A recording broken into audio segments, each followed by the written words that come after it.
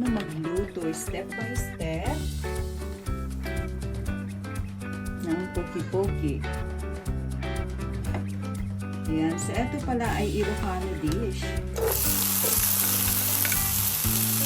Igisa natin itong sibuyas.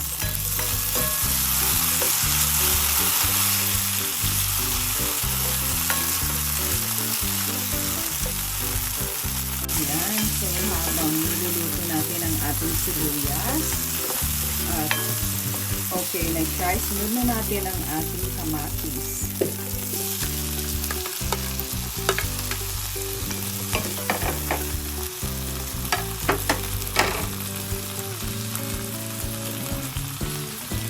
Itong kamatis, pangalawang ingredients ng ating poki-poki. Ayan, so ito ay 8 piraso pala na kamatis. Ayan, iniwa-iwa natin siya.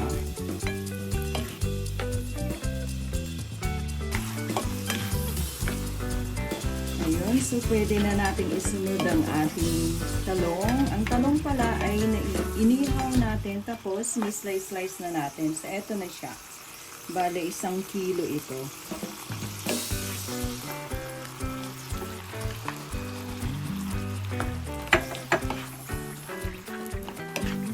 Ayun, so lutuin natin mga 5 minutes para maluto yung kamatis natin.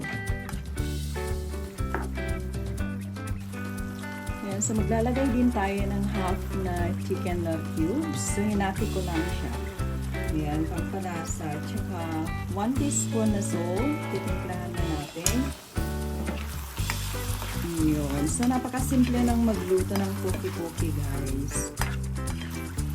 So, haluin natin siya. Ayan, tsaka yung sikreto is lutuin natin yung kamatis bago natin ilagay yung last na ingredients. Mga 2 minutes pa. Ayan, so luto na ang ating kamatis for sure.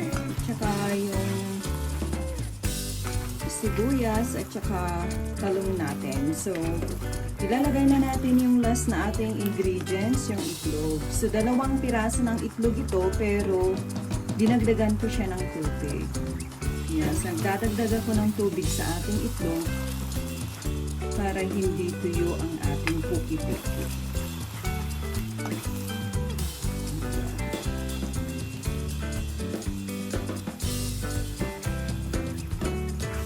Ayan, so additional 1 minute ulit.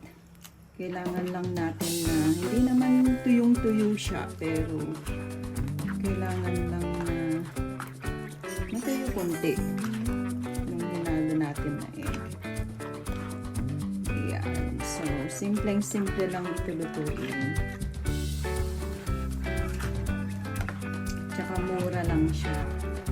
Sa 1 kilo ng talong, tapos half kilo ng kamatis, at saka 1/4 na sibuyas, 2 itlog. Okay lang sa budget natin. Tsaka madami na rin kakain dito. I-check na natin kung luto na ang ating poki-poki. Ayan, so okay na guys, luto na ito. Ayan.